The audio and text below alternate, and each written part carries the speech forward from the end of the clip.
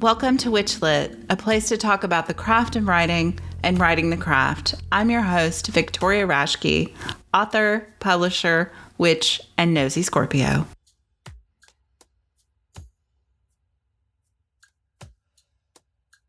As a special treat for October and to celebrate Season 3 of WitchLit, I've partnered with my Southern California cousin, Kelly Lane, to tell you about her new creative endeavor, Wily Women Body Care. From the website, life is complicated and messy and wonderful. Amazing women whose life stories are traced on their skin stand as our inspiration. Their scars mingle with wrinkles etched deeper for the heartache of loss. And yet they sing, they paint, they write poetry, and they love deeply. I'm Kelly Lane. My story is also complicated and messy and wonderful. I celebrate my ancestors in this collection and formulate for the skincare challenges facing my family and yours. They are hardworking formulas punctuated with grace and beauty. Wily Women Body Care is committed to helping you achieve and maintain healthier skin. Our goal is to bring you ritual-worthy products made from responsibly sourced, natural ingredients packaged in beautiful reusable bottles with stone labels. Give yourself the gift of healthier skin. Our Eva Coil skincare line is produced in small batches from carefully selected ingredients with loving intention. We apply the same standards in our ingredient selection for our formulas as we do in preparing celebratory meals for loved ones and choosing items for our personal altars. Simple, natural, powerful. I've been using Eva Coil's Crone Oil for the dry skin I've acquired since my move from always humid East Tennessee to the dry Santa Clara Valley in California, along with the fossilized amber anointing balm for centering before meditation and magical work. The scent is ancient, and it also brings up all those early 90s witchy feelings from going to your first witchy shop. WitchLit listeners will receive 1 milliliter anointing oil blend for Samhain and a 1 milliliter giant Mexican marigold essential oil for the Day of the Dead with each purchase, along with a 20% discount through October 31st with coupon code WitchLit20 at wilywomen.com. All the details are in the show notes. And now on to our first episode of Season 3. Storm Faerywolf is a professional author, experienced teacher, visionary poet, and practicing warlock. He is trained and initiated into various streams of witchcraft, most notably the fairy tradition, where he holds the black wand of a master. He is a co-founder of Black Rose, an online school of modern folkloric witchcraft, a regular contributor to Modern Witch and The Wild Hunt, and is co-host of the official Witches Sabbat, an annual event that seeks to support and honor other witches. He has several books, including The Stars Within the Earth, Betwixt and Between, Forbidden Mysteries of Fairy Witchcraft, The Witch's Name, and The Satyr's Kiss. For more, visit faerywolf.com. Storm Faerywolf, welcome to WitchLit.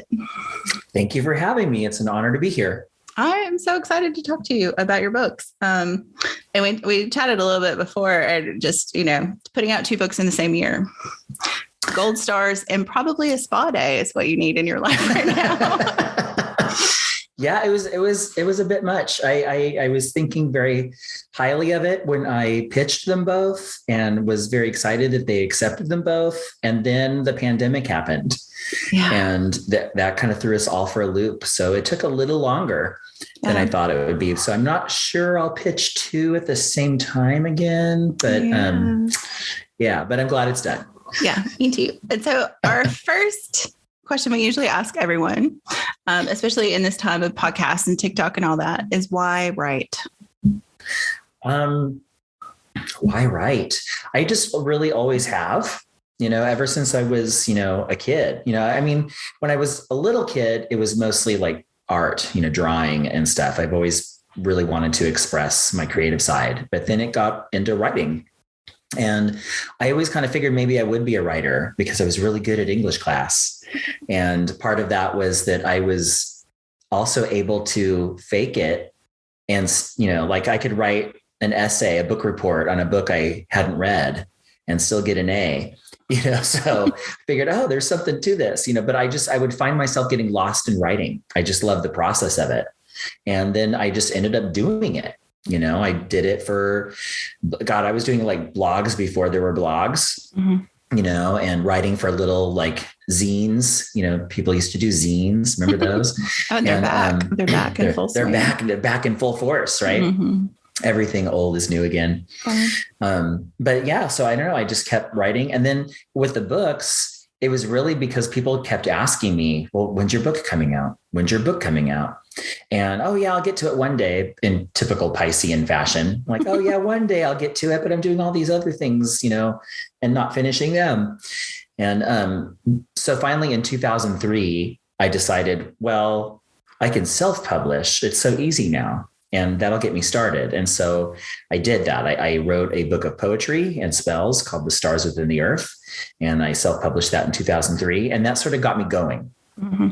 And, my next 3 books were also self-published, 3 books on the 3 levels of Reiki. And then after that, I got the deal with Llewellyn to write Betwixt and Between on the fairy tradition. And so, and I've had a really good experience with Llewellyn. They've been really positive and supportive. And so now I have, other books out with them now too. And so I'm just going to keep this going as far as it entertains me, but I'm having a good time with it. So that's why I derive a lot of enjoyment from writing. Mm-hmm. So self-publishing, like early 2000s, you were kind of on the vanguard there really of when it became the cool thing to do. I'm very old. Yeah. I think we're the same age or very close. I'm also I'm an Xer baby too. So 72. Woo-hoo. Ooh, yeah, I'm 71. Yeah. So Xers unite. I think we need to be a little louder than we are. Personally. Yeah, we learned to be quiet, and just kind of like, because no one was going to pay attention to us anyway. Yeah. But yeah, maybe it's time for us to be a little louder than we have been. Yeah, huh? I think so too. But so since you were old enough to be in on that self-publishing vanguard, is it would you go back to that, or do you really like being with a more traditional publisher? I mean, for the most part, I like being with a more traditional publisher. There's certain things that I probably would do self-published with again. Mm-hmm. I was thinking about, I guess you heard it here first, folks. I'm going to be doing another book of poetry and spells to follow up with my first book. And that feels to me like it would be a good self-published thing. But for the most part, I think the traditional publishing route is best for me. And the main thing is distribution, because people see those, and people can get them anywhere. And even though with self-publishing, I can do that through Amazon. So technically everybody can see it and get it and whatever, but it doesn't show up in catalogs. Stores aren't going to see it, so I don't know, little column A, little column B. I think they both have their strengths, their pros and their cons. But for the most part, and like I said, I've had such a great time with Llewellyn. They've been really supportive. They have a whole team of people, of course, that help you and can point out your grammatical errors and, all that kind of stuff and can make it even, prettier and all those things. And they've done great with like the covers. When you're self-publishing, it's like, I must do 100% of everything. And, it gets expensive. It gets expensive. Or at least time consuming because I just did like my first book, Stars Within the Earth.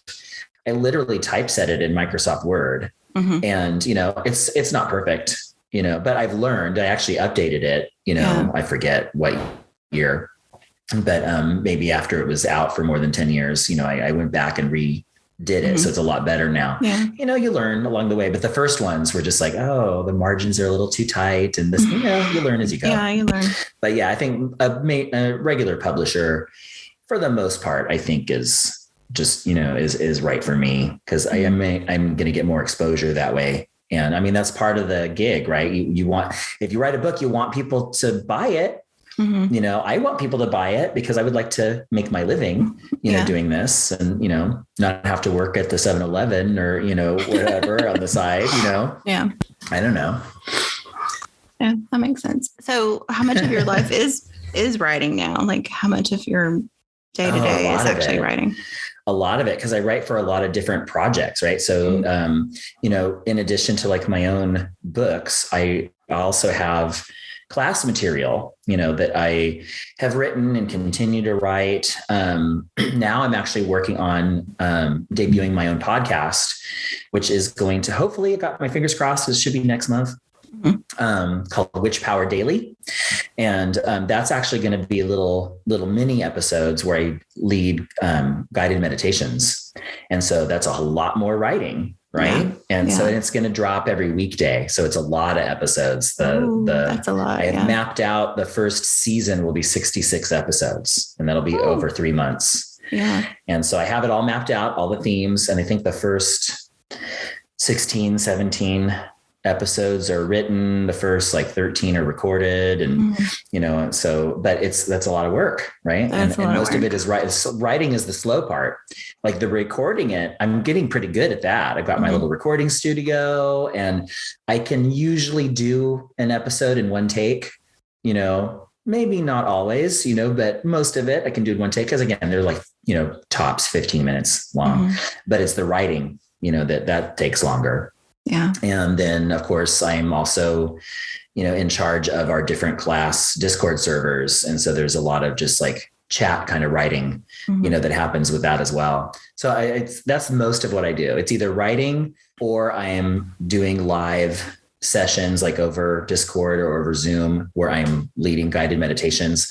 And maybe that means I didn't necessarily write it, but I wrote some bullet points, for it. So it all kind of just comes back to that. So that's 95% of my career now is writing, which I love. I absolutely love it. So I feel very blessed. Yeah, no, that's great. And I hope the podcast goes well. It sounds great. I will confess that part of the reason I chose an interview format is so I didn't have to do any writing. That's awesome. It's no, I got other writing to do. I'm just going to interview. I'm just going to talk to people. I have to write some questions and that's about it.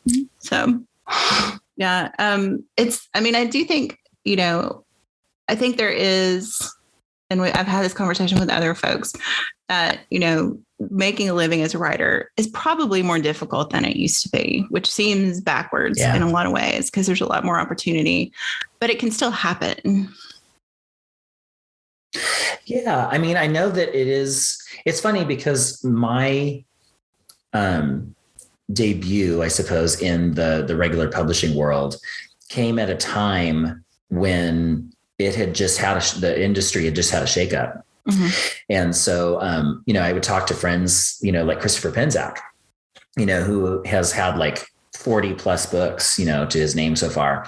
And he was definitely part of the old regime of publishing, which the publishers invested a lot more time and money in their authors, in terms of promotion. He would tell me that, they would fly him to these different events and they'd pay for the flight and they would get him a car, and whatever, and drive him, all these places. And that just does not happen at all anymore. So, but I had nothing to compare it to. It's I would hear these stories. Oh, this is how it used to be, whatever, but I never experienced that. So I don't have any sort of bad feelings about it. Oh, they used to take care of me. Now they don't. My experience, even knowing that, my experience again has been pretty positive, because I've just found them to be supportive. There's some things I would like, more of, but I'm working with the people there and they seemed really open to new ideas. And but I just hear those stories of how it used to be. And I'm oh, that would be nice, but it's a different world now. That was before Amazon. Amazon really did kind of gut the publishing industry in its way. And it's this love-hate relationship we have now, because it's as an author, you kind of need Amazon. And yet at the same time, they're also kind of almost the enemy. They're Amazon's the frenemy. Yeah. Right. Yeah. I have a regular group of writers I meet with, and a lot of them are romance writers. They tend to do better, I think, in publishing, because that's just such a huge part of publishing. The publishing industry is romance. I know. But it's just brutal.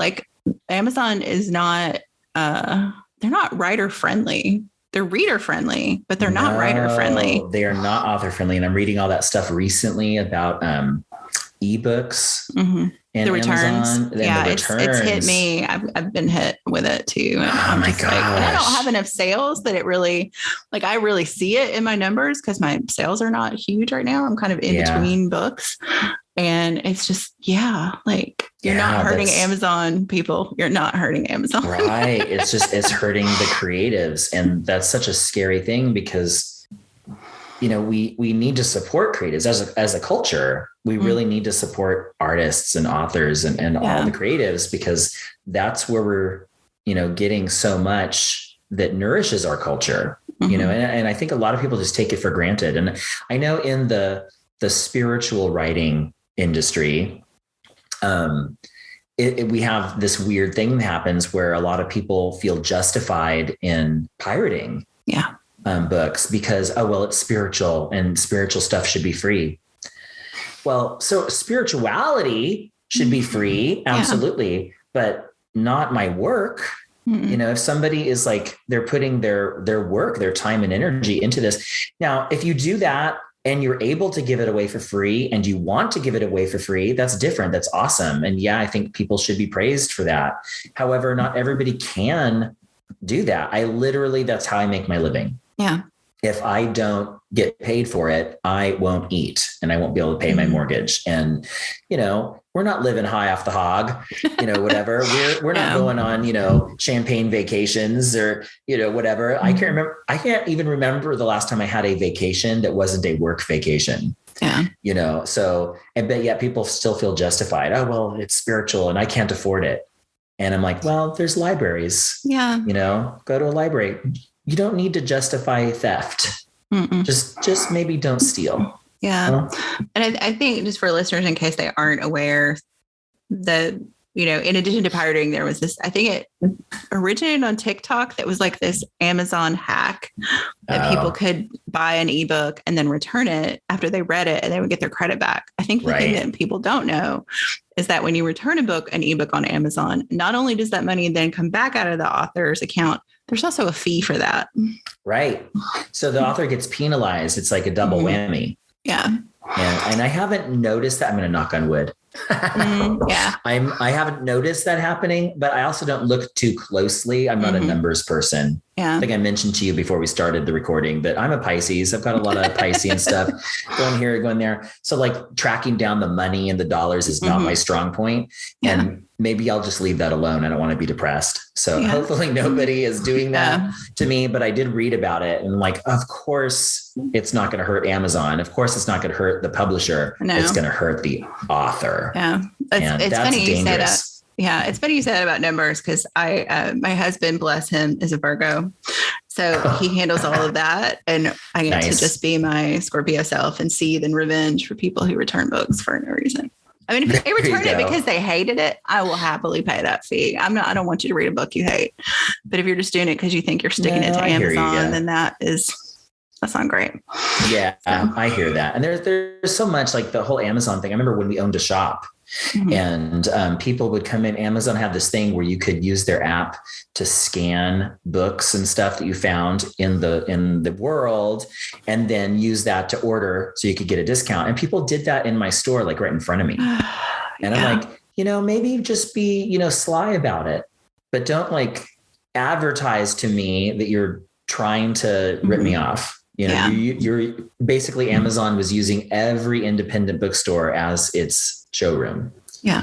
And of course the showrooms didn't get any credit for that, so it's kind of like, I feel like if you're going to do that in like a metaphysical store, witchy store, my goodness. Then maybe everybody says that too. And there was so much theft. I have so many stories about, people like just ripping us off and, stealing crystals and stealing jewelry and all this stuff. And just crazy. And the people that you'd catch doing it, there was a pattern. And I want to say that the pattern was middle-aged white women, at least where we were. Yeah. So, it's like, oh, okay.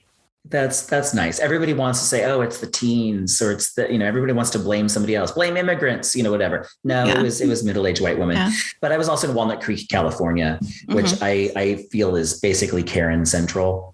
So we're kind of glad we closed our shop in 2020 due to COVID and felt great about it. We've never looked back.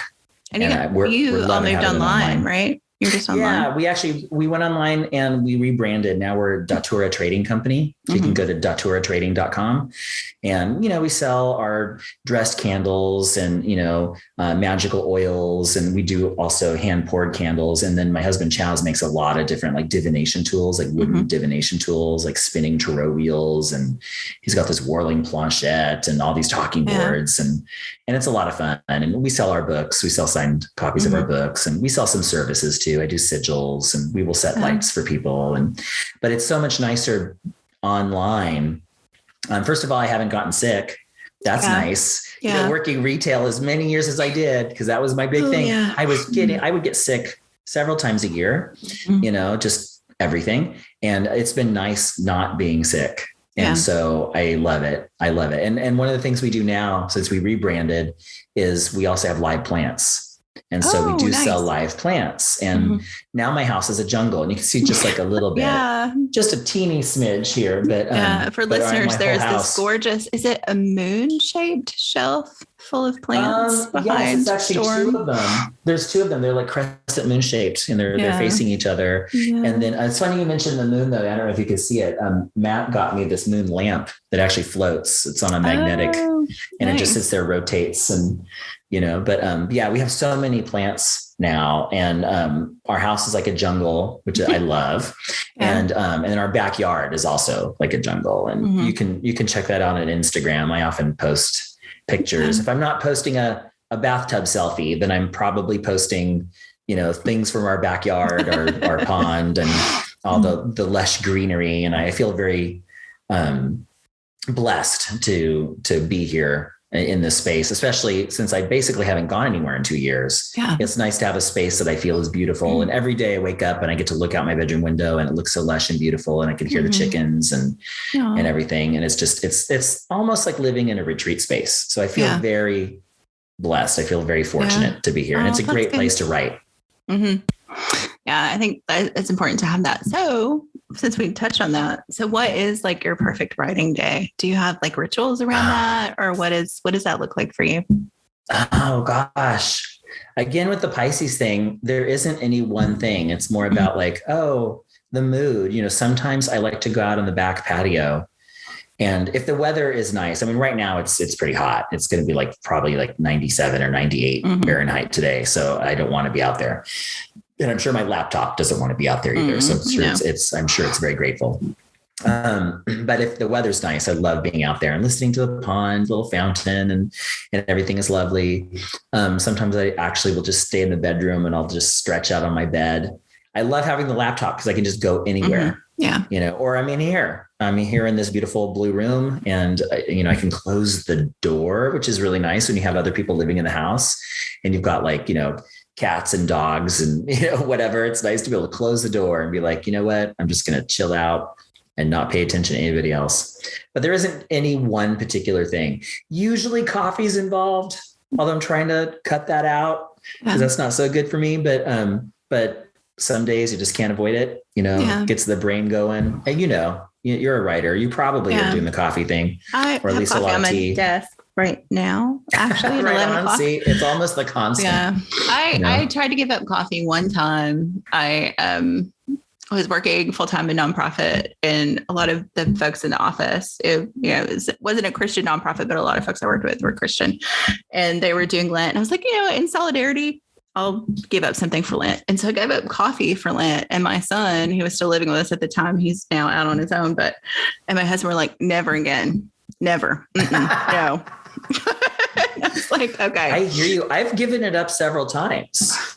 And so mostly I don't drink it every day now. Although a couple of days ago, for a couple of days in a row, I had some in the afternoon because I was like, I'm writing these meditations for this podcast I'm doing. And I'm like, I got to write more. Yeah. Coffee is my friend, but it's not. It's not really my friend. It's my short-term friend. Yeah. It's my last vice. I mean, being an exert, like I did smoke a little bit in my 20s. I don't smoke cigarettes anymore. I don't smoke anything else anymore. I can't really drink. I have this weird, reaction to alcohol, like from some kind of enzymatic thing that I have. Oh, wow. And so really all I have left is coffee. So I've just decided, it might not be good for me, but I need one vice, and that it's going to be coffee. If you're only doing one, yeah, whatever, then that's fine. I used to smoke cigarettes, many years ago. And I think it's an exer thing that a lot of us smoked young and we're like, no, this is gross. I wasn't that young. My first cigarette was when I was 21. Mm-hmm. And it was, for me, weed was the gateway drug to cigarettes. Tobacco. Yeah.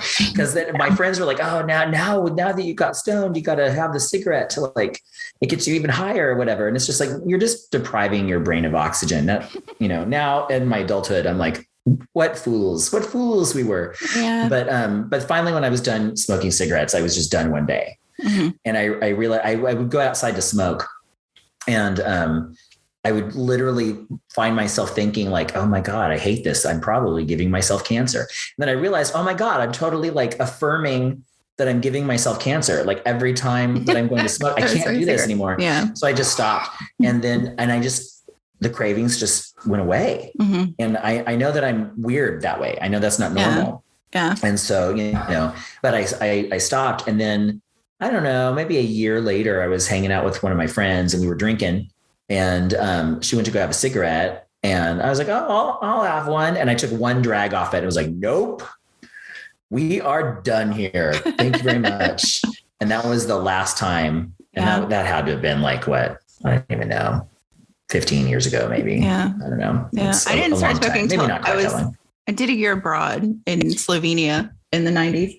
And I started smoking when I was there. Everybody smoked. And I was like, well, if everybody's going to smoke, I'm going to have my own filter at least, So started smoking, and I came back and I had really, really long hair, like past my waist for most of that part of my life. And I couldn't get the smell out of it. So honestly, I think I quit because of vanity. Yeah, I hear you. Well, that's something too, like as a gay man, you really take the stories to heart. It's like, oh, it's giving you premature wrinkles, and all that. I'm like, oh no, I can't afford it. Yeah. I can't afford the extra crow's feet. Exactly. And that's why I joke. I mean, I have friends who are like, Generation X isn't aging the same. And I was like, well, it's because like we did stupid stuff when we were young. And then we're like, oh, wait. So like we wore sunscreen and we stopped smoking and all that stuff. And I know so few people my age who smoke. I mean, I probably couldn't think of someone off the top of my head right now who's my age that I know that smokes regularly. And, very few of my friends drink or drink a lot. Like, it's just, we just kind of like whatevered, I guess, all of that too. So. See, I think that's a good point. That's like kind of that's the phrase, isn't it? For Gen X, whatever. Mm-hmm. Whatever. So we're just we whatevered it. Whatever, we just got to the point where it's like, whatever, I'm done. Yeah. I'm done. Moving on. It amuses me, but I'm like, it's not that we like have any great secret to not aging. It's just we're not doing the things that make us look old. Well, I mean, I do like stay the hell out of the sun. Mm-hmm, me too. And I don't really wear sunscreen. I don't do like all the things I'm supposed to do. I don't have any skincare regimen, whatever. And so, but I think the thing is I drink a lot of water, and I do not go in the sun. If I'm going outside, I am in the shade. When I go to a festival, which I haven't in a couple of years, but and when I do again, I will bring my umbrella with me. That's my portable shade. Mm-hmm. And, and people laugh at me, but I'm like, no, I spent too many, painful nights as a kid, because I love the water, and I'd jump into and be in the pool or whatever. And I would just turn fire engine red. And then I don't tan because all of my ancestors are from Ireland. So we were basically, we lived in the fog. We were mole people. And so I would just turn red, and then I'd turn, fish belly white again. And, but it was horrible. I would get horrible, horrible sunburns. And I just decided, nope, in my adulthood, I'm not going to go through that ever again. And I just stay out of the sun, like out of it, no thanks. I was a little goth girl. So, we had to cultivate our pallor, and I just continue that regimen. That's my regimen. That's my skincare regimen is being a goth girl. Right? I mean, the whole thing, you sleep during daylight hours. Okay, that seems civilized to me. I'll go out at night. It's better for the skin. Exactly. There you go. Well, that is totally off topic from writing, but it was fascinating. So I think we can do that. There are no rules. I am the king of tangents, so watch out. Yeah, there's no rules on this podcast. We don't really have rules. But to get us a little bit back on track, so what are your goals now for writing? Like, you're doing this full time, you've been published multiple times. Like, do you still have goals and things you want to do with your writing? I mean, yes, as much as a Pisces can have goals, I suppose, my goal now, because originally it was like, my goals were, write books on the craft, travel around teaching the craft, and have a shop to sell stuff for the craft, so I'm a big one-hit wonder. And but then I achieved all those goals, I have my own house, my own car, whatever, those kind of things, and I achieved all that. So my goals now is just kind of more, I want to do more books because I love writing books. And I just want to do more of that. We are putting on different online events. You had mentioned earlier when you were introducing me the Witches Sabbath event that we put on for the last 2 years in a row. And that's something that I write for. I will lead a guided trance, for that. And we want to do more of those events because we love being able to bring people together. One of the things that we used to do at the old PantheaCon, I don't know if you ever had an opportunity to go to PantheaCon. I did not. I moved to California the wrong time after it was already done. That's right. So. You said during the pandemic. Yeah. The last one was 2020 and it was in February. And I'd gone for many years and we used to vend there, our old shop, the Mystic Dream. We would vend there and then I would lead workshops and, and whatnot, and then get together with other people to lead like larger rituals. And then we also hosted our Black Rose Witchcraft hospitality suite, which is basically a party suite. We would put on parties every night. And that was so satisfying to us because we were able to create this space where people could come and have a good time. And all the queer people showed up because they knew it was a safe space. And then all the allies would show up because they knew that was where they're going to have an actual fun party. And it was just a really good time. And, we really liked the whole idea of being able to create spaces where people could have community. Not community in the academic sense. Oh, the pagan community or, whatever, which is not really a community. It's more of a scene, but communities are actually born from people interacting and having a good time with each other and having shared interests and, shared values. And so those are the kind of things that we are focusing on, now as an adjunct to our retail business. But just being able to kind of satisfy that community aspect. Whereas when we had the physical shop, we could have get-togethers, and that was fun. But now doing it virtually, it really opens the door for a lot more people, people who aren't in the area, people who are isolated. Yeah. And I feel really strongly about that, especially in the craft. There's a lot of people that really have a longing for a craft style spirituality, but maybe don't live in a space where that would be safe to express. And so through a virtual event, those people can now make connections with like-minded people and not feel so alone and get some ideas and also be able to share their magic. And I think the rest of us benefit from that too, because how many of these people who are by themselves, really have some great ideas and they've got some great creative things that they're working on, but they haven't really been able to have the opportunity to share that with anybody. Yeah. But now through maybe some of these virtual spaces, through these events, through like we have a bunch of Discord servers for different communities that we serve. And these people now can share their magic with other people. And that just really that feels good in my heart, that we're able to play some small role in being able to facilitate this coming together and the sharing of the magic. Because to me, that's really what it's all about. I want to hear about, even if it's not something that I do or even want to do, I want to hear about what other people are doing magically.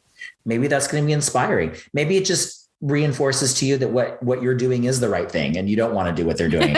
But I love hearing what other people do, you know, because I never want to believe that like I'm doing it all the right way. You know, I feel like a lot of occultists, especially if they get semi-popular, you know, a lot of them really tend to buy their own PR and then think that they have nothing to learn from anybody else. And I never want to be that person. You know, I always feel so strongly that we all have something to learn from somebody else. And it doesn't matter if they could be brand new. They could be a newbie and maybe they have that bit of wisdom that you need to hear. Yeah. You know, we're all in this together. We're all teachers for each other. So having these opportunities to come together and have these community spaces just really, it just enlivens me and gives me hope for the future. Yeah. Well, and I think it's what you said about everyone has something to bring. And I think, you know, I always think if you aren't learning, you aren't growing. And if you're not growing, you're stagnant. Yeah. Like that's not good. But also like people bring other parts of their lives to this place. You know, they bring experience from things outside that then feed that. And it's like, I haven't been like an EMT. Like, what do they bring to the craft because of what they deal with in their day to day? You know, I haven't. Right. And I mean, that's writer brain too, a little bit, but I think it's, you know, it's just important not to go, no, I've gone far enough and this is where I'm going to stand. That doesn't make sense to me. Yeah, no, I mean, and it's basically, isn't that the same thing that we criticize evangelical Christians for? You know, really, when we're like, it's just all their interpretation of the Bible. And if it's not in the Bible, they're not going to believe it. And it's just stagnant. And then occultists, we have our own version of that. You know, it's, that's tradition, or this is the way we have this idea that like, this is how the universe works. My thing is none of us know how the universe works. And none of us should claim we know how the universe works. We can claim to know what has worked best for us so far. And I'm thinking that's as far as we can actually claim. Yeah. You know, like I don't even know what the gods are. You know, and you know, and one of the things that I talk about in the Black Rose course is that we're going to approach the gods as a capital M mystery. And that means when you're having the experience with them, you're not analyzing it. You're not thinking like, oh yes, this is you could be a hard polytheist. You could be a soft polytheist. I've often said I'm a paradoxical polytheist because depending on my mood and the moment, I can approach a god as an individual entity and at the same time as part of the larger. And I kind of feel both at the same time. But all bets are off. Just throw all your preconceptions out the window and just have your experience, because none of us really know, you know, like what the gods are. Yeah. You know, are they the same as angels? Are they the same as fairies or cryptids or whatever? You know what? It's all weird. To me, the universe is just weird, and it's weirder than I can imagine. And so when I take that as kind of my baseline, the universe is weirder than I can imagine, then I don't have to spend so much mental energy trying to figure everything out all the time. Yeah. You know, I can just have my experience. And if it enriches my life, well, then that's positive. That's real. And if it doesn't enrich my life, well, then maybe I'm wasting my time. Yeah. So how do you think your writing plays into that? Like, how does your writing interplay with your practice? Well, I kind of feel that my writing is just part of my practice, because when I go into that mental space, whether it's writing or if I'm doing visual art, you know, I go into this kind of trancy space. And especially when I'm writing poetry and writing spells, these words will come through and I won't necessarily know what they mean until it all gets arranged and refined and whatever. So one of my little tongue-in-cheek things is, I don't have any answers until the poetry tells me. You know, and so it's kind of like a bardic channeling, you know, if you will, you know, where I go into this space and I write this stuff, and then I will have these realizations while I'm writing. I will figure things out while I'm writing. You know, I'll go into it and like, I don't necessarily know, you know, what the answer to this question is, but then through the process, I will have my answer, or at least an answer. And that's really delightful for me, because it really kind of reinforces that we can get our answers, you know, or at least some answers that are useful. You know, we don't have to know everything, but if we tell ourselves, hey, I accept that I don't know, but I'm open. Well, it's through that openness, I feel, that then we can get that inspiration and we can bring it to some sort of conclusion, or at least the next stage, of that. So it is part of it. It's a type of working trance, and some are deeper than others, but I've noticed it, especially if I'm writing poetry. And I love writing poetry. I love writing what some people might think of like the silly sing-song kind of rhymey poetry that is associated with European witchcraft. A lot of spells were written in rhyme, and that's kind of a European thing. And I just love it.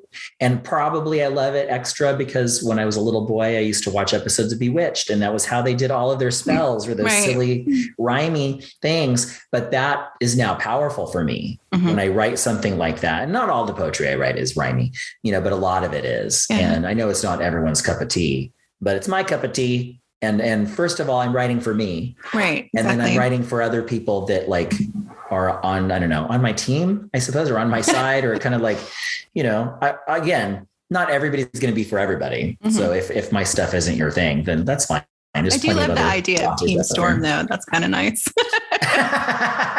That's awesome. Thank you. I appreciate it. I have to get shirts made. There you go.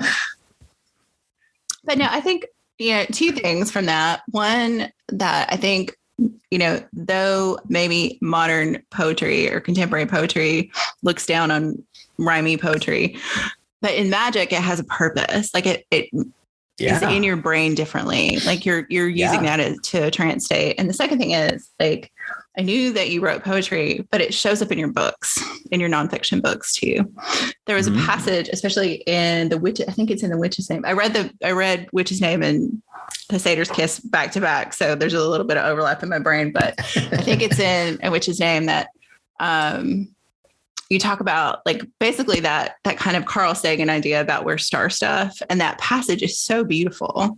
Like, just, these are our ancestors and they're closer than we think, than we think they are. And I was just like, that a poet wrote that. I mean, that it's clear. It shows up in your nonfiction too, I think. So. Thank you. Yeah. I don't remember the exact passage you're referencing, which is a writer thing in its own way, because I write it and then it's out, whatever. And that's another thing is then I have all this on my hard drive. Right. And so I will find little pieces, or like when I'm trying to do pull quotes, because of course in today's publishing world, the author has to do like basically almost all of their own promotion, and so I'm doing pull quotes and I'll read something. I'm like, wow, I wrote that. I don't remember writing that, but that's great. I love it. That's awesome. And then I get that feelings of just like, I feel very validated as a writer because I can find something later that I don't remember writing, but obviously I did. And there it is. And I'm like, that's actually really good. That's cool. I mean, I have that experience writing fiction too. And occasionally I'm like, did I write that? It is this, it's one of the things, I mean, maybe you do not, but I definitely have a little bit of that imposter syndrome stuff with my writing. And, I totally do. And it is helpful. That is like a moment of validation. Like, like maybe I'm better at this than I think I am, or I'm okay at it at least. Yeah, absolutely. And here's the thing. I don't know anybody who doesn't have imposter syndrome to some degree. And I suspect that if I met somebody that didn't have it at all, they might be a jerk. I don't know. And so, I'm open to the fact that somebody's just done all their work and they're not a jerk and they don't have imposter syndrome, but that's not me. I'm still working on my stuff. I want to believe that you can get there like in a blissful way and not be a jerky way, but I haven't met that person yet. So exactly. I'm open to that existing. I have not met that person yet, and here's the thing, maybe we have, but they haven't talked about it. Right. And so we just don't know, but that's not me. A lot of times I do feel like a good writer, especially when I get a bad review. This is so funny because I know everybody says, don't read the reviews. You do. And I try not to, and yet I do. Yeah. I just do. And, but when somebody criticizes my writing and they say, oh, he's a bad writer, I'm like, oh, well, I know you're just wrong. Because I know I'm a good writer, and I'm not saying I'm the best writer, but I know I'm good at it. And I'm better at it than I used to be. I look back at some of my old stuff and I'm like, oh, cringe. I can't believe that, just sentence structure, whatever. So, it's like any skill, if you keep working at it, one's going to get better at it, hopefully. And so I'd like to think I'm better at it now. So like these last two books, The Witch's Name and The Satyr's Kiss, I feel especially proud of them because I just feel like, all the lessons I learned from doing the previous books all get applied into this. And, I don't know. I'm very excited to have both of these books out there this year. And again, very blessed that I had two books, for 2022. It's huge. Yeah. Yeah. One came out in March and the other came out in May. So it was like, they're basically just like on top of each other. And at first I was like, what the hell is this? Really? How do you promo that? How do you do all that? Yeah. Exactly. And now I'm like, every day it's like, pick one, and do that, whatever. And that's fine. But they have different audiences. Now, there's an overlap, but they have different audiences. Yeah. So, I think the overlap of it was fascinating. I think, and I do recommend people, even if, like I said, I am not the target audience for The Satyr's Kiss, but I think it is a fantastic book that people should read. Thank you. And one of the parts of it that I enjoyed the most was like thinking about queer ancestors. I mean, I'm a bisexual person that I've kind of figured that out late in life. I'm in a heterosexual relationship, just the invisible queer person, I guess. Right. Exactly. But, the queer ancestors part, like just the part about Harvey Milk moving to this part of the world and like driving to San Francisco airport and the Harvey Milk terminal and always kind of being fascinated by him. Like I just cried reading that part about him, which took me off guard. And it's like, I did not expect that to happen. It was just such a beautiful tribute to what he tried to accomplish, and I think kind of remembering him in a positive way and not as, yes, he is a martyr, but also he was a very positive person. So I think, it's just that part of it. And in The Witch's Name, you do the same, like talking about, if you're going to choose a name, like an ancestral name and kind of naming these ancestors. And I was like, this is just beautiful work. And even if you're not going to use the books for kind of what they're designed or the journey they take you on, like there's just excellent material in there to kind of, I think, strengthen your craft in a lot of ways. Thank you. That's high praise. I really appreciate that. And I want to say, you're correct that you are not the target audience, for The Satyr's Kiss, because of course the subtitle is Queer Men, Sex, Magic, and Modern Witchcraft. So I was specifically targeting that to queer men, and however that is defined, I'm leaving that be inclusive. But I'm hearing from a lot of women, a lot of cis women. I heard from trans women, bisexual women, all across the board, that they're really getting something out of this book too. And that was really my hope. Was that it wasn't just going to be queer men, even though that's what I was focusing on. Right. I was hopeful that other people were going to be able to make the internal translations necessary to get something useful out of it. And that's, as you would know, that's something that queer people have had to do forever, to make those internal translations. I think the example I often use is like, if I'm watching like a rom-com, and it's like, it's the man and the woman and, they're in love, but they just can't get it together. And, I'm a queer person. I don't see myself represented there, but I can still make those internal translations because I'm a person who has empathy and I understand that other people have emotions and things and they're human beings and I can identify on that level, so I wanted to give something to queer men in the craft where they wouldn't have to make those translations, for this project, but was still hopeful that other people through engaging those internal translations would also be able to get something useful out of it, or at least just get something interesting out of it. Like, this is what these other people are doing. And that's not my thing, but it's nice to know, and maybe there's one thing in there, there's plenty of books I've read where it's like, I don't connect with most of it, but there's one thing that I find useful and I can adopt into my practice. And so hopefully there's at least one thing in there that everybody can actually take and kind of plant a seed in their own practice, because I'm not trying to create, here's a practice wholesale that I want people to do, even like for queer men. A lot of times in that book, I'm talking about the creation of what I call a queer craft, not the queer craft, but a queer craft. And so I want people to get inspired by these ideas. And here's a ritual for this, but don't necessarily feel like you have to do it this way exactly. Change it. to make it better suit you, because a queer craft should center your own queer experience. Right. And you should be the center of your universe, and your community should be the center of your coven experience or circle experience, whatnot. Because often what I found as a queer man in the craft, often I was treated as a guest in somebody else's religion. Mm-hmm. I'm old enough to remember when they would try to make everybody circle up boy, girl, boy, girl. Mm-hmm. Yeah. And, queer men, they could be working together, but no, they had to put a woman in between us because, that's the magical circuit, whatever. And I just think that's absurd. If that's your religion and that's what you want to do, that can be beautiful. That's a great thing, especially if you're heterosexual, or bisexual and you're getting something out of that, then that's great. I'm not telling people that they shouldn't do it, but I am saying, hey, we might have alternatives. It's not the only way. This whole gender polarity thing, I think, has been played out. Mm-hmm. And we know it's not even real. I mean, it's not a binary code, right? It's not exactly. This idea, the whole hermetic principle of gender, I think it really has been misunderstood and it's been misapplied. We have this idea, we tend to still equate gender with sex. Right. And it's like, well, but they're separate things, actually. There's a Venn diagram, but there's a little bit of, crossover, but they are separate things. And I'm more comfortable if I'm going to work with a polarity, I'm probably just going to label that polarity like projective and receptive, because to me that fits in like a more scientific model too. I think of like electromagnetism, and that's a real force in the universe, but male and female, it's not the be all end all, is it?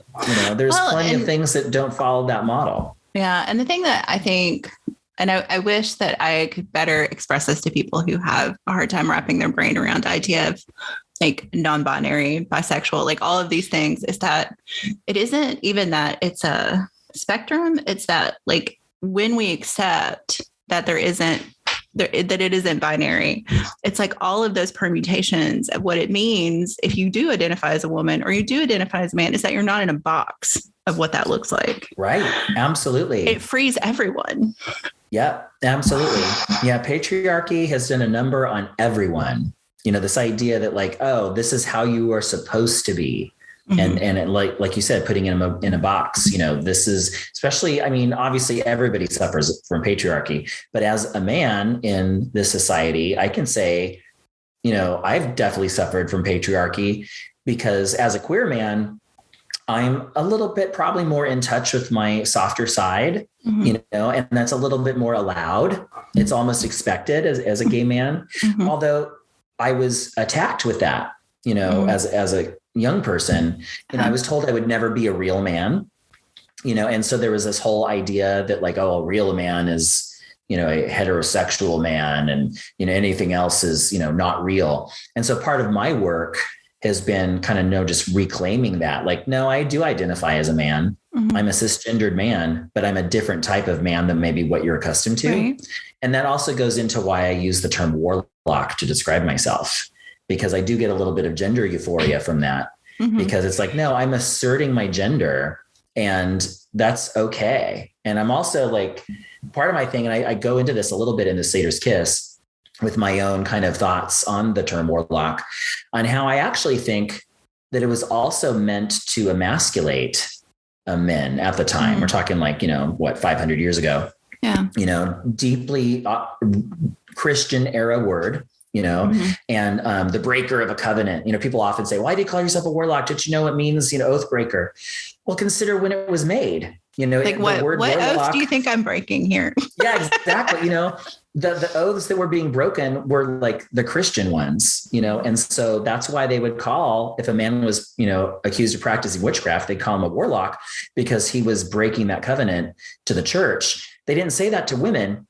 They said it to men. Well, why? Because they looked at men as full citizens, and they didn't look at women were, of course, property.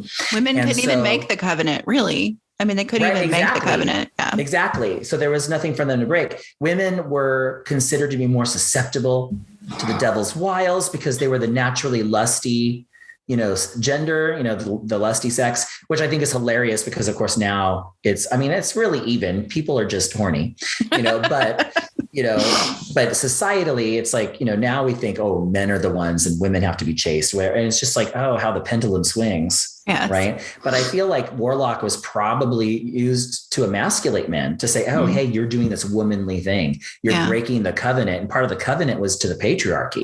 That you have to be a man and you have to follow this particular rule. And there's no academic evidence that shows that. But I feel that pretty strongly. And I would love it if somebody did that work. I'm not an academic.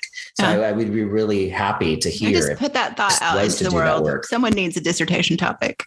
There you go. Exactly. I'm hoping that it gets out there. But the word warlock, if you look it up in the dictionary, it means a man who practices witchcraft, full stop. And so that's how I use the word. That's been the pop culture definition of it for a long time.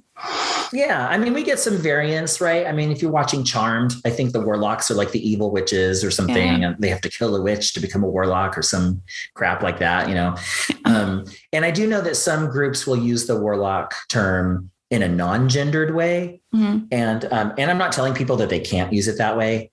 But that's not the way the dictionary uses it. And I'm using it the way the dictionary uses it. Yeah. So, but some people have claimed, it means a witch who betrayed their coven.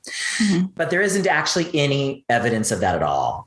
Yeah. There's, and no one can point that out, so, the only time that's ever been asserted are from like authors of modern witchcraft who make these claims. Oh, this is how it was done in the old days, but there's no evidence of that at all. It's just somebody made that up. Well, and do you feel like, again, kind of shoehorning this conversation into writing a little bit, but I do think that no, it's good. Like I said, writing is not just about sitting at your computer. You got to feed that well, lots of other ways. But, I do think part of being a writer and part of being a magic user is that you have tools, and words are a tool in both of those settings. So absolutely. And they shift your consciousness. And when I'm writing, I try to be very aware of how the words sound. When I'm writing, my writing is intended to be spoken out loud, really. I'm not expecting that everyone's going to do that, but especially when I'm writing poetry, but even when I'm, not writing poetry, I think of how the words sound together, and I just kind of feel the energy of it. And I will go back and change certain words because it's like, oh, this doesn't sound right. Or I duplicated this word and it sticks out now. And, there is a polishing and a crafting of it. And I take a lot of pride, in that, because I love words and also I love learning new words, and so that's something too. I think that through the act of writing, and you get exposed to other thing. Oh, what's the word for this? I got to go to my thesaurus, and I didn't ever hear this one before. That's great. So I love that, trying to keep, expanding the vocabulary as you go. But we left into a language that has an enormous vocabulary. Like there's just so much. Well, we're basically, English is like the Borg of languages, right? Yes. We basically we assimilate whatever we want, and, hopefully we're pronouncing them correctly. Well, a lot of times we're not. Or they get anglicized. That's the other thing that exactly. happens. That happens a lot. I've noticed with like place names, here in California, there's a lot of things that are, Spanish, right? And so you get like the double L, which is like a Y sound, but then you just hear like the natives pronounce it like an L, I'm like, I have learned that there are a lot of things that I was pronouncing wrong because I was pronouncing them more Spanish than they currently are being pronounced. Right. Yeah. But was it wrong? That's how it was originally done. Yeah. Growing up in East Tennessee, we have a lot of places with French names that are just murdered. So, yes, I can imagine. When we moved, so my family is originally from Detroit, and we moved to East Tennessee in the 70s. And there's a city very close to where I grew up that is spelled Lenoir, which if you spoke French or took any French, you would say Lenoir. It is Lenoir City, and it drove my father insane. No. Oh yeah, that great. Michigan also has a lot of French that they pronounce more like the French. So it was an interesting transition. Yeah. So yeah, there was something, I want to say it was a street name, and it was, and I think it should have been like Estudillo, but everyone pronounced it Estudillo. And I was just like, that's hurt. Does hurt a little bit. Yeah. Spanish, I don't know. Spanish and French both are so beautiful. Like it's kind of sad to me. Yeah. Oh, that's funny. So I want to talk a little bit more about the witch's name, because I think I was reading the book and I thought, oh man, like every writer who decides they need a pen name needs to read this book, because I think it's important. It's, choosing a pen name is not quite the same, maybe not quite the same thing as choosing your working magical name or a private magical name, but it does have an impact on your work. Like people are going to make decisions about you based on that pen name. So like, do you, like when you were choosing, I mean, you talk about it in the book, and I won't spoil that because I want people to go read it, but I know you've talked about it a little bit publicly too, about how you chose your name. But did you think about that in like the writing terms when you were choosing your name? Is like, this could be a name on a spine of a book, or?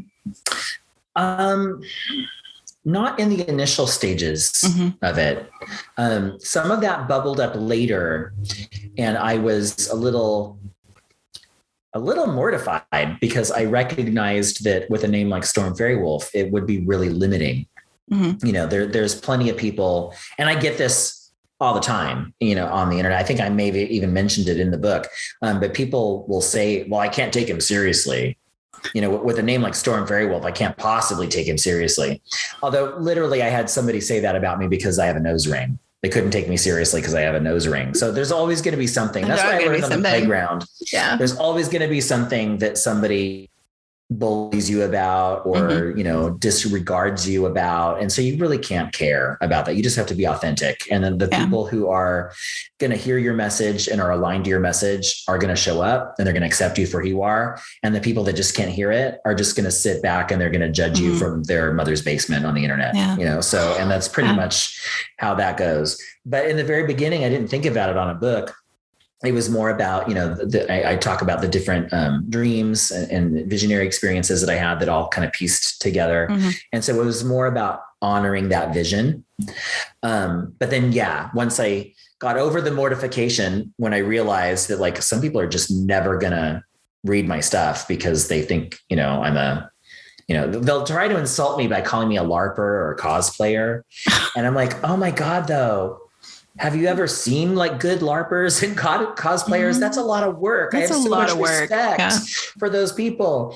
And so that's not the insult you think it is. That's like aspirational for me. That's awesome. Exactly. But I just, once I got over it, it's like, whatever, I just need to be authentic. And for me, Storm Faerywolf, that's the name that I use 24/7. That's the name that I use at the grocery store. It's not my legal name, but part of my legal name is part of that, leaving that sufficiently, mysterious. And, that's not a bad idea either. So. Yeah, totally. I mean, also, I know that for some people, they want to know what my quote unquote real name is, and Google, if you Google Storm Faerywolf, that's one of the suggestions that Google will give you based on what people are searching for. Storm Faerywolf real name is one that comes up.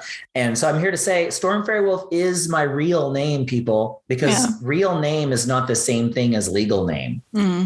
And so Storm Faerywolf is my real name. And I have plenty of other names that are associated with different traditions that I've been initiated into. I have a name that only the gods know, and so there's all these different aspects, to naming. But I'm glad that you brought up that you thought that maybe just writers searching for a pen name, would get something out of this book, because there's no reason it has to just be about a quote unquote magical religious experience. I would think that being a writer and having a pen name, to me, it's really the same thing, because it is crafting a persona, and it's all about channeling your energy through that persona to get a particular voice, and, the only difference I would say is that with the pen name, you probably are going into it thinking, how is this going to look on the book? Mm-hmm. Are people going to be responsive through, right. You're casting a little bit of a spell. You're casting a little bit of a spell with that choice. Absolutely. Yeah. Absolutely. And you don't have to be a witch or a sorcerer to cast a spell. You just have to be alive, right. And maybe not even that, whatever. But, that's a whole other podcast right there. Right? Exactly. Oh no, I interviewed Corey Thomas Hutchison. He was the first guest on the show, and we talked about this. Nice. And I really, when I was publishing the first time, everybody's like, "Oh, you're writing contemporary fantasy. You really need to do your initials, or you need to pick a different name." People don't read women who write fantasy, which we know is also garbage. That's not true. But I was like, no, since I was a kid, since I was in 5th grade, like winning the poetry contest, like I wanted Victoria Braschke. Yeah. On the spine. And at the time, everybody called me Vicky, which I never liked, but I kind of accepted. And when I got to college, I was like, I'm Victoria. Like, this is a goddess name. I'm owning Absolutely. This. It took me a while to grow into it. I will totally cop to that. But I said, no, I want to be called that. And then it took me a while to really own it. But I think one of the things that I got from the book too is like, sometimes the names that we are given, we can own in different ways too. Yeah. And really think about what they mean. And so I think that was interesting to get from it. But, I do think a lot of writers, especially, female presenting writers or women with very feminine names, do kind of get pushed to choose a different name to write under, unless they're writing romance. And then oftentimes they'll write under a different name just because people have issues with romance writers. They'll still pick a different name. But right. It may also sound very feminine. Or men will write romance under feminine names. It's a funny thing. But I do think that people that really has has tickled me is the realization that a lot of gay erotica is written by women, and they'll use a more masculine name. Yeah. Because it's part of the package. It's part of the fantasy that they're putting forward is that, supposedly it's written by a man. But yeah. I want to say, like, somebody was I don't know if this is true, but, somebody was telling me that most gay erotica is probably written by women. There's a big chunk, from what I understand, just with my kind of tangential connection to the romance world, that, yeah, there's a lot of, male.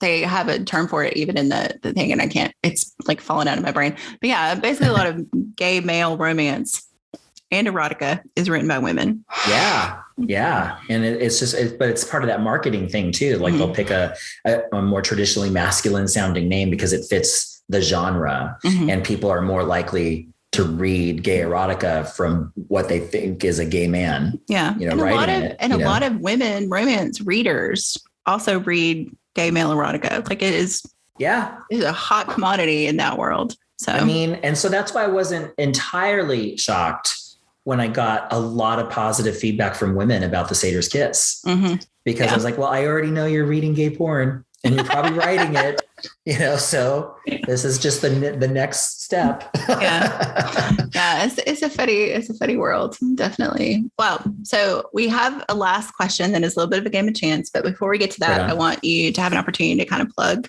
where folks can find you, what's coming up, that kind of thing. Okay. Well, if people want to learn more about me, then they can check out my website, faerywolf.com. That's FAERY wolf.com. It's A before E. There's no fear in fairy. So also you can check us out. Myself, my partners, Chaz Bogan, Devin Hunter, and Matt Oren. Together, we are Modern Witch University. So you can go to modernwitchuniversity.com, and we have a bunch of classes that you could take. Most notably, the Black Rose Witchcraft course, which is a 1-year-ish online course in the craft that derives from a lot of different traditions and applications of magic. We also have the course in Modern Conjure, the Witch Power Masterclass, and so on. So definitely check that out. And then you could also just check out modernwitch.com. We have a Patreon. I do a monthly guided meditation. It's exclusive for our Patreon members. And then probably a year later, I'll make that available to the public. But you get that first look And then we also have Discord servers so you can chat about it. And we've got these really great communities, going. So you can definitely check us out there. Or you can even just go to our store's website, datoratrading.com. And that's where you can buy our art. You can buy our signed books. You can buy our magical supplies. We hand pour candles, do herb blends, dressed candles, and so forth. So definitely through those web places, check us out. And you can always find me on Twitter. I'm at Storm Faerywolf. I'm on the other places too, but I don't like the other places. So if you want to hit me up and be on my good side, find me on Twitter. Instagram is a love-hate relationship, and I cannot stand Facebook. So, but I'm on all the places because I got to do the thing. But if you want to chat with me, slide into my DMs on Twitter. So. Yeah. I do think there is a love-hate relationship for a lot of Xers with social media in general. And Instagram, I think, is the worst. To be honest with you, there's so much scam going on Instagram. Yeah, it's terrible right now. Like my partner, Matt, it's every day there's a new person impersonating him. And I know that's rampant. It's not just the occult community, but it's really hitting the occult community. Yeah.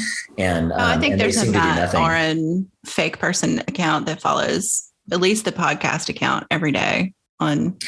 It's really crazy, and, luckily, I haven't been hit with that so much. I found a couple fake accounts on TikTok that did nothing, so, and whatever. So I reported them, but they didn't post anything or whatever. And so I was like, okay, I'm not popular enough to be cloned, I suppose. And maybe that's a good thing.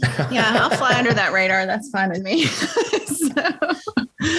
All right. So our last question is, my opportunity as a Scorpio to talk about things we're not supposed to talk about, which is also the whole podcast, but this is like more direct questions. So depending on what I roll, I have a little 6-sided die. Nice. You'll get a question about death, sex, religion, politics, money, or your choice if I roll a 6. And it's related to either something we've talked about or your writing, or, it's not a totally random question usually. I mean, maybe.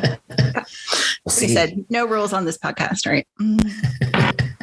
6. You get to pick which one you like. Oh my gosh. So what were my choices? Death, sex, religion, politics, or money. I guess ask me about sex, since my last book was about that. Okay. No, that totally makes sense. So is sex magic the most powerful kind of magic for you, or is it something else? I wouldn't say it's the most powerful type of magic in general. I don't know any magic that's the most powerful all the time. I think different magics for different scenarios, different situations. It's kind of like having tools in your toolkit. I'm not going to use a hammer when I really need a wrench. But sex magic is really powerful. It can impact so much of ourselves. And primarily when I talk about sex magic, I'm talking about solo sex magic first and foremost, because that has to be done first. You have to be comfortable with your body. You have to be comfortable with your own pleasure. And that's something that even still today in our society, we're not comfortable talking about, God, what was it? I think it was in the 90s. What was like the attorney, not the attorney general. Was it? Oh, it was it was the attorney, the surgeon general. Surgeon general. Thank you. Who was basically saying, hey, masturbation is healthy. And then she was fired. Like run out of DC on a rail. What world are we in? Yeah. Absolutely masturbation is healthy and more people should be doing it because maybe we would have less sex crimes if, people were okay with sex, if we actually talked about sex in school. So sex magic is powerful. Is it the most powerful? It depends on the particular situation. I would say ecstatic magic for me. So that can include sex magic, but that's also for me, it's singing. Singing, dancing, making art, and any of those things. So to me, I would say ecstatic magic is the most powerful, and sex magic would be a subsection of that. Yeah. So what is the? I guess if sex magic is the tool, if it's the hammer, what is the project usually for you? I mean, self-love, first of all. Sex magic is a celebration of love. It's a celebration of pleasure of the body. It's a celebration of the physical, not that sex has to be about physical. It's sex is more than how bodies touch. Sex is about energy, but it's about also us becoming permeable, becoming vulnerable, opening up and allowing some other energy into a space of shared intimacy. It's about bonding. Sex is about bonding. It's about really forging those bonds with another human being or a spirit. I talk about having sex with a spirit, in the Satyr's Kiss as well. So, and in fairy tradition, we're taught that, sex is really about opening up to the life force of the universe and allowing that to move through us unimpeded. And so, so the project would be, how do you open up? How do you let go of your boundaries? Not your good boundaries. Everybody needs to have good, healthy boundaries, but a lot of us have also built up walls that keep us from being able to connect. So sex magic is a good way to start to teach us how to let go of those boundaries that don't serve us anymore, that are not just protecting us, but they're keeping us isolated from one another. So sex magic can be really good for that. And again, starting with solo sex magic, getting in touch with my body and just becoming okay being in my body. There's a lot of, especially in the queer community, but especially societally with women, there's a lot of body dysmorphia. We're looking at, I'm too fat, or I'm too thin, or I'm too this, I'm too that. And I think sex magic gives us an opportunity to move beyond that and just feel like, hey, my body is great because it supports me. All my organs are in the right place and I can get my oxygen where I need it to be. And this feels good. And it's important to feel good. Yeah. Oh, that's such a great positive place to wrap things up. Thank you so much for being on the show and for just being open to talk about all these wonderful things. And hopefully, like when your next book comes out, we'll have you back. We can talk more. Right on. I would love that. Thank you very much. It's been awesome. Thank you. Thanks.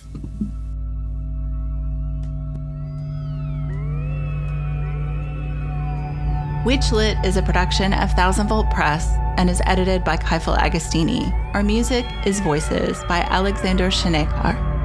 You can support our work at ko-fi.com/WitchLitPodcast. And if you'd like to submit your own death, sex, religion, politics, or money questions, or have questions or comments about the show, you can send an email to victoria@witchlitpod.com. And please be sure to let us know if we can use your name on the show. Transcripts and all our previous episodes are available at witchlitpod.com, and you can follow us on Instagram and Twitter @witchlitpod. If you enjoyed this episode, please subscribe and consider giving us a rating or review wherever you listen to podcasts. It helps other witches find the show. Thanks for listening and for reading witchy.